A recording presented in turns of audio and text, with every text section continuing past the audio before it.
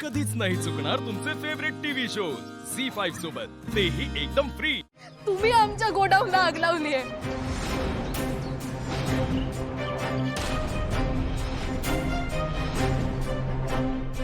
हे सगळं मला माहित असताना मी गप्प बसले. आता तर तुम्ही आमचं घर फोडण्याचा प्रयत्न करताय का? माझ्या दादानी काय वाकडं केलं हो तुमचं? का त्यांचा हात धुवून मागे लागलात तुम्ही? मी तुमच्या समोर हात जोडते मेघना सत्यदेव. थांबवा हे सगळं. बस का?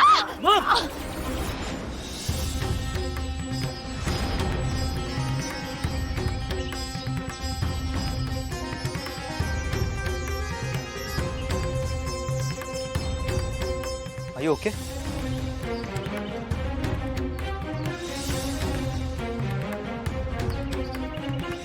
काय चाललंय निशी?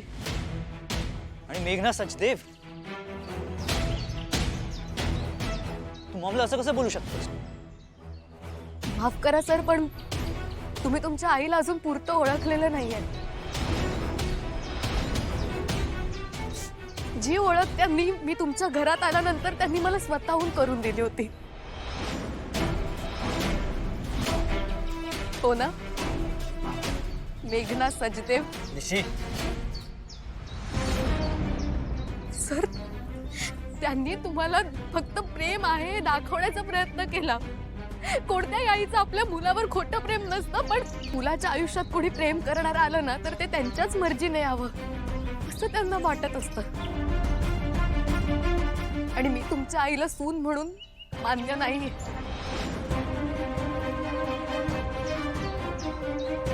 युअर रॉंग निशी. मॉमने माझ्यासाठी, माझ्या आनंदासाठी आपल्या लग्नाला होकार दिला होता. औक्षण करून तुला घरात वेलकम केलं होतं, घराण्याच्या बांगड्या दिल्या होत्या. विसरलीस तू? तीच तर खरी ठिणगी होती सर. तुझ्या बाबांचा बॅडमिंटनला विरोध असताना मॉमने तुला सपोर्ट केलं, त्याचं काय? कारण सर मला स्पोर्ट्स फेअर मध्ये त्यांना सगळ्या गावातून फिरवायचं होतं, ज्यामुळे माझ्या दादांना त्रास होईल. त्रास? माझ्या मॉमला धूपाचा त्रास होतो हे माहित असताना तू धूप पेटवत होतीस. या त्रासाचं काय? सर, तो धूप मी नाही, त्यांनी स्वतः पेटवला होता. आणि सगळ्यात महत्वाचं म्हणजे तुमच्या आईला ना धुपाचा त्रास होतो, ना धुराचा, ना अगरबत्तीचा.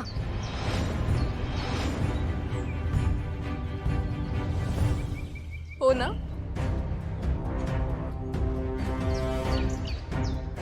माझं लग्न नीरज सरांसोबत होऊ शकत नाही हे तुम्हीच सांगितलं होतं. घरात पाहुणे आले असताना मला न जमणारं चायनीज फूड बनवायला देखील तुम्हीच सांगितलं ना मुद्दाम. मग सांगा ना तुमच्या मुलाला.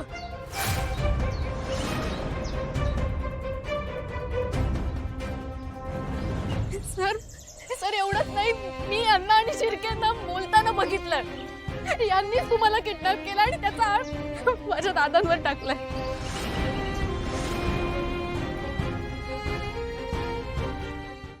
झी5 ॲप डाउनलोड करा आणि पहा सर्व एपिसोड्स एकदम फ्री.